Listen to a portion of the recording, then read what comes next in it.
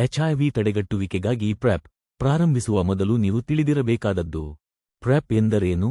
Prep ಮಾನ್ಯತೆ ಪೂರ್ವ ರೋಗನಿರೋಧಕ ಪ್ರೀ ಎಕ್ಸ್ಪೋಜರ್ ಪ್ರೊಫಿಲಾಕ್ಸಿಸ್ ಎಂಬುದು ಎಚ್ಐವಿಯನ್ನು ತಡೆಗಟ್ಟಲು ನೀವು ತೆಗೆದುಕೊಳ್ಳುವ ಒಂದು ಔಷಧಿ. ಇದರಲ್ಲಿ 2 ಕ್ರಿಯಾಶೀಲ ಘಟಕಗಳು ಟೆನೋಫೋವಿರ್ ಡಿಸೋಪ್ರಾಕ್ಸಿಲ್ ಮತ್ತು ಎಂಟ್ರಿಸಿಟಬೈನ್ ಒಂದೇ ಮಾತ್ರೆಯಲ್ಲಿ ಇರುತ್ತವೆ. ಸೂಚಿಸಿದಂತೆ ತೆಗೆದುಕೊಂಡಾಗ ಇದು ಎಚ್ಐವಿ ನಿಮ್ಮ ದೇಹದಲ್ಲಿ ಸಂಖ್ಯೆ ಹೆಚ್ಚಿಸಿಕೊಳ್ಳುವುದನ್ನು ತಡೆಯುತ್ತದೆ. ಸರಿಯಾಗಿ ತೆಗೆದುಕೊಂಡರೆ ಎಚ್ಐವಿಯನ್ನು ತಡೆಗಟ್ಟುವಲ್ಲಿ ಪ್ರೆಪ್ ಬಹಳ ಪರಿಣಾಮಕಾರಿ ಎಂದು ಸಂಶೋಧನೆ ತೋರಿಸುತ್ತದೆ. ಪ್ರಾರಂಭಿಸುವ ಮೊದಲು ಮುಖ್ಯ ಅಂಶಗಳು. ಪ್ರಾರಂಭಿಸಲು ನೀವು ಎಚ್ಐವಿ ನೆಗೆಟಿವ್ ಆಗಿರಬೇಕು. ನೀವು ಪ್ರಾರಂಭಿಸುವ ಮೊದಲು ನಿಮ್ಮ ವೈದ್ಯರು ಇದನ್ನು ಒಂದು ಪರೀಕ್ಷೆಯ ಮೂಲಕ ಖಚಿತಪಡಿಸುತ್ತಾರೆ ಮತ್ತು ನೀವು ಅದನ್ನು ತೆಗೆದುಕೊಳ್ಳುತ್ತಿರುವ ಅವಧಿಯಲ್ಲಿ ನಿಯಮಿತವಾಗಿ ಮತ್ತೆ ಪರೀಕ್ಷಿಸಲಾಗುತ್ತದೆ. ಸೂಚಿಸಿದಂತೆ ತೆಗೆದುಕೊಂಡಾಗ ಪ್ರೆಪ್ ಬಹಳ ಪರಿಣಾಮಕಾರಿ. ದೈನಂದಿನ ಪ್ರೆಪ್ ಲೈಂಗಿಕ ಕ್ರಿಯೆಯಿಂದ ಎಚ್ಐವಿ ಪಡೆಯುವ ಅಪಾಯವನ್ನು 99% ಹೆಚ್ಚು ಕಡಿಮೆ ಮಾಡುತ್ತದೆ ಎಂದು ಸಂಶೋಧನೆ ತೋರಿಸುತ್ತದೆ. ಪ್ರಪಂಚದಾದ್ಯಂತ ಕೆಲವೇ ಜನರು ಪ್ರೆಪ್ ತೆಗೆದುಕೊಳ್ಳುತ್ತಿರುವಾಗ ಎಚ್ಐವಿ ಪಡೆದಿದ್ದಾರೆ. ಈ ಅಪರೂಪದ ಪ್ರಕರಣಗಳು ಸಾಮಾನ್ಯವಾಗಿ ಔಷಧಿ ನಿರೋಧಕ ತಳಿ ಅಥವಾ ದೇಹದಲ್ಲಿ ಸಾಕಷ್ಟು ಔಷಧಿ ಇಲ್ಲದಿರುವುದರಿಂದ ಉಂಟಾಗಿವೆ. ಸೂಚಿಸಿದಂತೆ ಅದನ್ನು ತೆಗೆದುಕೊಳ್ಳುವುದೇ ಅದು ಕೆಲಸ ಮಾಡುವಂತೆ ಮಾಡುತ್ತದೆ. ಪ್ರೆಪ್ ಎಚ್ಐವಿ ವಿರುದ್ಧ ಮಾತ್ರ ರಕ್ಷಣೆ ನೀಡುತ್ತದೆ. ಇದು ಸಿಫಿಲಿಸ್, ಗನೋರಿಯಾ ಅಥವಾ ಕ್ಲಮೈಡಿಯಾ ಮುಂತಾದ ಇತರ ಲೈಂಗಿಕವಾಗಿ ಹರಡುವ ಸೋಂಕುಗಳ STIs ವಿರುದ್ಧ ರಕ್ಷಣೆ ನೀಡುವುದಿಲ್ಲ. ಕಾಂಡೋಮ್ಗಳು ಆ ಸೋಂಕುಗಳ ಅಪಾಯವನ್ನು ಕಡಿಮೆ ಮಾಡುತ್ತವೆ ಮತ್ತು ನಿಯಮಿತ STI ಪರೀಕ್ಷೆ ಪ್ರೆಪ್ ತೆಗೆದುಕೊಳ್ಳುವ ಭಾಗವಾಗಿದೆ. ಪ್ರೆಪ್ ನಿಮ್ಮ ಮೂತ್ರಪಿಂಡಗಳ ಮೇಲೆ ಪರಿಣಾಮ ಬೀರಬಹುದು. ಅಪರೂಪವಾಗಿ ಮೂತ್ರಪಿಂಡದ ಶೋಧನೆಯಲ್ಲಿ ಇಳಿಕೆ ಉಂಟಾಗಬಹುದು. ಈ ಪರಿಣಾಮ ಸಾಮಾನ್ಯವಾಗಿ ಸಣ್ಣದು ಮತ್ತು ಪ್ರೆಪ್ ನಿಲ್ಲಿಸಿದಾಗ ಹಿಂದಿನ ಸ್ಥಿತಿಗೆ ಮರಳುತ್ತದೆ. ನಿಮಗೆ ಮೂತ್ರಪಿಂಡದ ಸಮಸ್ಯೆಗಳಿದ್ದರೆ ಅಥವಾ ಮೂತ್ರಪಿಂಡಗಳ ಮೇಲೆ ಪರಿಣಾಮ ಬೀರುವ ಇತರ ಔಷಧಿಗಳನ್ನು ತೆಗೆದುಕೊಳ್ಳುತ್ತಿದ್ದರೆ ನಿಮ್ಮ ವೈದ್ಯರಿಗೆ ತಿಳಿಸಿ. ನೀವು ಪ್ರಾರಂಭಿಸುವ ಮೊದಲು ಮತ್ತು ನಿಮ್ಮ ನಿಯಮಿತ ಪರಿಶೀಲನೆಗಳಲ್ಲಿ ನಿಮ್ಮ ವೈದ್ಯರು ನಿಮ್ಮ ಮೂತ್ರಪಿಂಡದ ಕಾರ್ಯವನ್ನು ಪರಿಶೀಲಿಸುತ್ತಾರೆ. ಮೂಳೆ ಸಾಂದ್ರತೆಯ ಮೇಲೆ ಸಣ್ಣ ಪರಿಣಾಮವಿದೆ. ನಿಮಗೆ ಆಸ್ಟಿಯೋಪೊರೋಸಿಸ್, ಸುಲಭವಾಗಿ ಮುರಿಯುವ ಮೂಳೆಗಳು ಅಥವಾ ಇವುಗಳಲ್ಲಿ ಯಾವುದಾದರೂ ಒಂದರ ಕುಟುಂಬದ ಇತಿಹಾಸವಿದ್ದರೆ ನಿಮ್ಮ ವೈದ್ಯರಿಗೆ ತಿಳಿಸಿ. ನೀವು ಪ್ರಾರಂಭಿಸುವ ಮೊದಲು ನಿಮ್ಮ ವೈದ್ಯರು ನಿಮ್ಮ ಹೆಪಟೈಟಿಸ್ ಬಿ ಸ್ಥಿತಿಯನ್ನು ಪರಿಶೀಲಿಸುತ್ತಾರೆ, ಏಕೆಂದರೆ ಪ್ರೆಪ್ನಲ್ಲಿರುವ ಔಷಧಿಗಳು ಹೆಪಟೈಟಿಸ್ ಬಿ ಮೇಲೆ ಸಹ ಕೆಲಸ ಮಾಡುತ್ತವೆ. ಕೆಲವರಿಗೆ ಪ್ರಾರಂಭದಲ್ಲಿ ಸೌಮ್ಯ ಹೊಟ್ಟೆ ಅಸ್ವಸ್ಥತೆ ಉಂಟಾಗುತ್ತದೆ. ವಾಕರಿಕೆ, ಹೊಟ್ಟೆ ಉಬ್ಬರ, ಸಡಿಲವಾದ ಮಲ. ಇದು ಸಾಮಾನ್ಯವಾಗಿ ಮೊದಲ ಕೆಲವು ವಾರಗಳಲ್ಲಿ ತಗ್ಗುತ್ತದೆ. ನಿಯಮಿತ ಪರಿಶೀಲನೆ ಮುಖ್ಯ. ಪ್ರತಿ 3 ತಿಂಗಳಿಗೊಮ್ಮೆ ಸಂಪೂರ್ಣ ಲೈಂಗಿಕ ಆರೋಗ್ಯ ತಪಾಸಣೆ ಮತ್ತು ನಿಮ್ಮ ವೈದ್ಯರೊಂದಿಗೆ ಭೇಟಿಯನ್ನು ಯೋಜಿಸಿ. ಯಾವುದೇ ಸಮಯದಲ್ಲಿ ನಿಮ್ಮನ್ನು ಚಿಂತೆಗೀಡು ಮಾಡುವ ಯಾವುದೇ ಲಕ್ಷಣಗಳು ಕಂಡುಬಂದರೆ ನಿಮ್ಮ ವೈದ್ಯರೊಂದಿಗೆ ಮಾತನಾಡಿ. ಪ್ರೆಪ್ ಅನ್ನು ಹೇಗೆ ತೆಗೆದುಕೊಳ್ಳುವುದು? ನೀವು ಪ್ರೆಪ್ ಅನ್ನು ಹೇಗೆ ತೆಗೆದುಕೊಳ್ಳುತ್ತೀರಿ ಎಂಬುದು ನೀವು ಹೆಚ್ಚಾಗಿ ಯಾವ ರೀತಿಯ ಲೈಂಗಿಕ ಕ್ರಿಯೆ ಮಾಡುತ್ತೀರಿ ಎಂಬುದರ ಮೇಲೆ ಅವಲಂಬಿತವಾಗಿದೆ, ಏಕೆಂದರೆ ಔಷಧಿ ವಿಭಿನ್ನ ಅಂಗಾಂಶಗಳಲ್ಲಿ ರಕ್ಷಣಾತ್ಮಕ ಮಟ್ಟವನ್ನು ತಲುಪಲು ವಿಭಿನ್ನ ಸಮಯ ತೆಗೆದುಕೊಳ್ಳುತ್ತದೆ. ಗುದ ಸಂಭೋಗ ಮಾಡುವ ಗೇ ಮತ್ತು ದ್ವಿಲೈಂಗಿಕ ಪುರುಷರಿಗೆ ಇಲ್ಲಿ 2 ಆಯ್ಕೆಗಳಿವೆ ಮತ್ತು 2 ಚೆನ್ನಾಗಿ ಕೆಲಸ ಮಾಡುತ್ತವೆ. ದೈನಂದಿನ ಪ್ರೆಪ್ ಪ್ರಾರಂಭಿಸುವುದು. ಪ್ರತಿದಿನ 1 ಮಾತ್ರೆ ತೆಗೆದುಕೊಳ್ಳಲು ಪ್ರಾರಂಭಿಸಿ. ಸುಮಾರು 3 ದಿನಗಳ ದೈನಂದಿನ ಮಾತ್ರೆಗಳ ನಂತರ ನೀವು ಗುದ ಸಂಭೋಗಕ್ಕೆ ರಕ್ಷಿತರಾಗಿರುತ್ತೀರಿ. ನಿಮಗೆ ಬೇಗ ರಕ್ಷಣೆ ಬೇಕಾದರೆ ನಿಮ್ಮ ಮೊದಲ ಡೋಸ್ ಆಗಿ 2 ಮಾತ್ರೆಗಳನ್ನು ಒಟ್ಟಿಗೆ ತೆಗೆದುಕೊಳ್ಳಬಹುದು. ಇದು ಸುಮಾರು 2 ಗಂಟೆಗಳಲ್ಲಿ ರಕ್ಷಣಾತ್ಮಕ ಮಟ್ಟವನ್ನು ತಲುಪುತ್ತದೆ. ಅದರ ನಂತರ ಪ್ರತಿದಿನ 1 ಮಾತ್ರೆ ತೆಗೆದುಕೊಳ್ಳುವುದನ್ನು ಮುಂದುವರಿಸಿ. ಮುಂದುವರಿಸುವುದು. ಪ್ರತಿದಿನ 1 ಮಾತ್ರೆ ತೆಗೆದುಕೊಳ್ಳಿ. ಪ್ರತಿದಿನ ಒಂದೇ ಸಮಯದಲ್ಲಿ ತೆಗೆದುಕೊಳ್ಳಬೇಕಾಗಿಲ್ಲ, ಆದರೂ ನಿಗದಿತ ಸಮಯ ನೆನಪಿಟ್ಟುಕೊಳ್ಳಲು ಸುಲಭವಾಗಿಸುತ್ತದೆ. ನಿಲ್ಲಿಸುವುದು. ನಿಮ್ಮ ಕೊನೆಯ ಗುದ ಸಂಭೋಗದ ನಂತರ ಪ್ರೆಪ್ ತೆಗೆದುಕೊಳ್ಳುವುದನ್ನು ಮುಂದುವರಿಸಿ.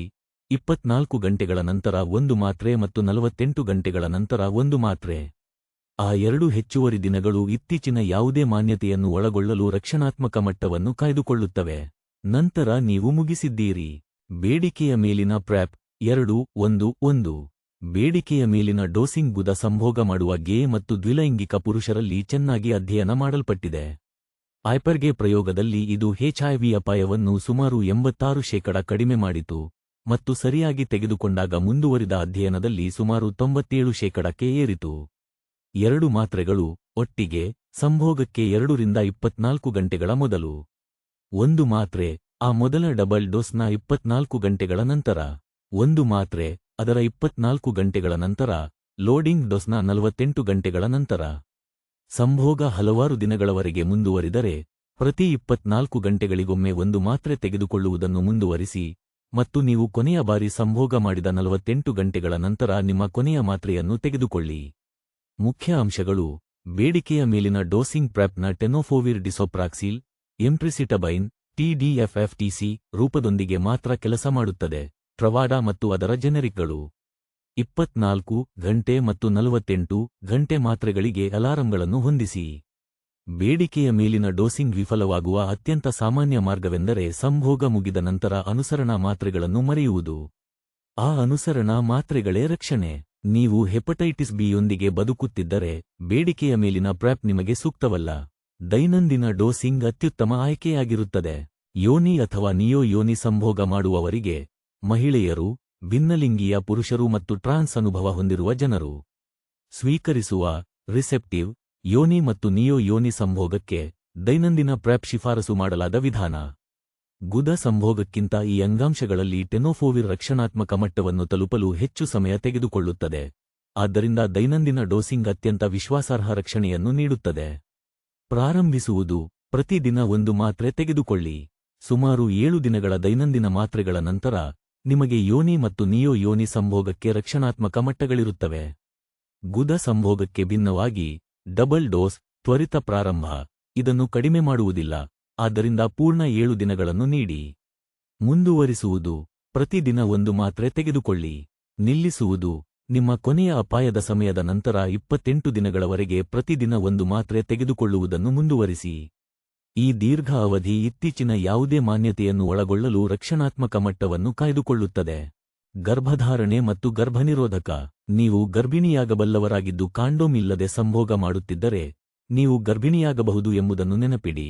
ನೀವು ಗರ್ಭಧಾರಣೆಗೆ ಪ್ರಯತ್ನಿಸುತ್ತಿಲ್ಲದಿದ್ದರೆ ಗರ್ಭನಿರೋಧಕದ ಬಗ್ಗೆ ಯೋಚಿಸಿ. ಪ್ರೆಪ್ನ TDF-FTC ರೂಪವನ್ನು ಗರ್ಭಧಾರಣೆಗೆ ಪ್ರಯತ್ನಿಸುವಾಗ, ಗರ್ಭಾವಸ್ಥೆಯಲ್ಲಿ ಮತ್ತು ಸ್ತನ್ಯಪಾನದ ಸಮಯದಲ್ಲಿ ಮುಂದುವರಿಸಲು ಸೂಕ್ತವೆಂದು ಶಿಫಾರಸು ಮಾಡಲಾಗಿದೆ, ಮತ್ತು ಪ್ರಸ್ತುತ ಮಾರ್ಗಸೂಚಿಗಳು ಅದನ್ನು ಕುಟುಂಬ ಪ್ರಾರಂಭಿಸಲು ಒಂದು ಅಡ್ಡಿ ಎಂದು ಪರಿಗಣಿಸುವುದಿಲ್ಲ. ನೀವು ಗರ್ಭಿಣಿಯಾಗಿದ್ದರೆ, ಗರ್ಭಧಾರಣೆ ಯೋಜಿಸುತ್ತಿದ್ದರೆ ಅಥವಾ ಸ್ತನ್ಯಪಾನ ಮಾಡುತ್ತಿದ್ದರೆ, ನಿಮ್ಮ ವೈದ್ಯರಿಗೆ ತಿಳಿಸಿ. ಘಟನೆ ಆಧಾರಿತ ಡೋಸಿಂಗ್: ನಿಮ್ಮ ವೈದ್ಯರೊಂದಿಗೆ ಚರ್ಚಿಸಬೇಕಾದ ಒಂದು ಹೊಸ ಆಯ್ಕೆ. ಈ ಗುಂಪಿಗೆ ದೈನಂದಿನ ಪ್ರೆಪ್ ಪ್ರಮಾಣಿತ, ಶಿಫಾರಸು ಮಾಡಲಾದ ಆಯ್ಕೆ. ಹೊಸ ಅಂತಾರಾಷ್ಟ್ರೀಯ ಮಾರ್ಗಸೂಚಿಗಳು: BASHH UK 2025 ಸ್ವೀಕರಿಸುವ ರಿಸೆಪ್ಟಿವ್ ಯೋನಿ ಅಥವಾ ನಿಯೋ ಯೋನಿ ಸಂಭೋಗ ಮಾಡುವ ಕೆಲವರಿಗೆ ಘಟನೆ ಆಧಾರಿತ ಡೋಸಿಂಗ್ ಅನ್ನು ಸಹ ಬೆಂಬಲಿಸುತ್ತವೆ. ಇದು ಇನ್ನೂ ಎಲ್ಲೆಡೆ ಪ್ರಮಾಣಿತವಾಗಿಲ್ಲ, ಆದ್ದರಿಂದ ನಿಮ್ಮಷ್ಟಕ್ಕೆ ನೀವೇ ಪ್ರಾರಂಭಿಸುವ ಬದಲು ನಿಮ್ಮ ವೈದ್ಯರೊಂದಿಗೆ ಇದನ್ನು ಎತ್ತಿ ಯೋಜಿಸಿ. ನೀವು ಸ್ವೀಕರಿಸುವ ರಿಸೆಪ್ಟಿವ್ ಪಾಲುದಾರ ಆಗಿದ್ದರೆ, ಬೆಂಬಲಿತ ವೇಳಾಪಟ್ಟಿ 2 ನಂತರ 7, ಸಂಭೋಗಕ್ಕೆ 2 ರಿಂದ 24 ಗಂಟೆಗಳ ಮೊದಲು 2 ಮಾತ್ರೆಗಳು, ನಂತರ ನೀವು ಕೊನೆಯ ಬಾರಿ ಸಂಭೋಗ ಮಾಡಿದ ನಂತರ 7 ದಿನಗಳವರೆಗೆ ಪ್ರತಿದಿನ ಒಂದು ಮಾತ್ರೆ. ನೀವು ಒಳಸೇರಿಸುವ ಇನ್ಸರ್ಟಿವ್ ಪಾಲುದಾರ ಆಗಿದ್ದರೆ, ಬೆಂಬಲಿತ ವೇಳಾಪಟ್ಟಿ 2-1-1. ಘಟನೆ ಆಧಾರಿತ ಡೋಸಿಂಗ್ TDF-FTC ರೂಪದೊಂದಿಗೆ ಮಾತ್ರ ಕೆಲಸ ಮಾಡುತ್ತದೆ. ನಿಯಮಿತ ಪರಿಶೀಲನೆ: ಸಾಮಾನ್ಯ ಪ್ರೆಪ್ ದಿನಚರಿಯ ಭಾಗವಾಗಿ, ನೀವು ಪ್ರತಿ 3 ತಿಂಗಳಿಗೊಮ್ಮೆ ನಿಮ್ಮ ವೈದ್ಯರನ್ನು ಭೇಟಿಯಾಗುತ್ತೀರಿ. ಇದು ಹೊಸ ಪ್ರಿಸ್ಕ್ರಿಪ್ಷನ್, ಸಂಪೂರ್ಣ ಲೈಂಗಿಕ ಆರೋಗ್ಯ ತಪಾಸಣೆ ಮತ್ತು ಮೂತ್ರಪಿಂಡದ ಪರಿಶೀಲನೆಗಾಗಿ, ಮತ್ತು ಯಾವುದೇ ಅಡ್ಡ ಪರಿಣಾಮಗಳ ಬಗ್ಗೆ ಮಾತನಾಡಲು ಇದು ಒಂದು ಒಳ್ಳೆಯ ಅವಕಾಶ. ನಿಮ್ಮ ವೈದ್ಯರನ್ನು ಭೇಟಿಯಾಗಿ. ಪ್ರೆಪ್ ಒಂದು ಪ್ರಿಸ್ಕ್ರಿಪ್ಷನ್ ಔಷಧಿ. ಇದು ನಿಮಗೆ ಸೂಕ್ತವೇ ಮತ್ತು ನಿಮ್ಮ ಪರಿಸ್ಥಿತಿಗೆ ಯಾವ ಆಯ್ಕೆ ಸೂಕ್ತ ಎಂಬುದನ್ನು ತಿಳಿಯಲು, ನೀವು ಇರುವ ಸ್ಥಳದಲ್ಲಿ ಒಬ್ಬ ವೈದ್ಯರೊಂದಿಗೆ ಅಥವಾ ಲೈಂಗಿಕ ಆರೋಗ್ಯ ಕ್ಲಿನಿಕ್ನೊಂದಿಗೆ ಮಾತನಾಡಿ.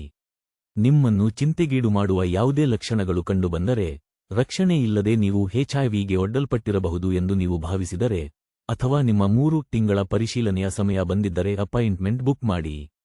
ಈ ಮಾಹಿತಿ ಸಾಮಾನ್ಯ ಸ್ವರೂಪದ್ದಾಗಿದ್ದು, ವೈಯಕ್ತಿಕ ವೈದ್ಯಕೀಯ ಸಲಹೆಗೆ ಪರ್ಯಾಯವಲ್ಲ. ಪ್ರೆಪ್ ಒಂದು ಪ್ರಿಸ್ಕ್ರಿಪ್ಷನ್ ಔಷಧಿ.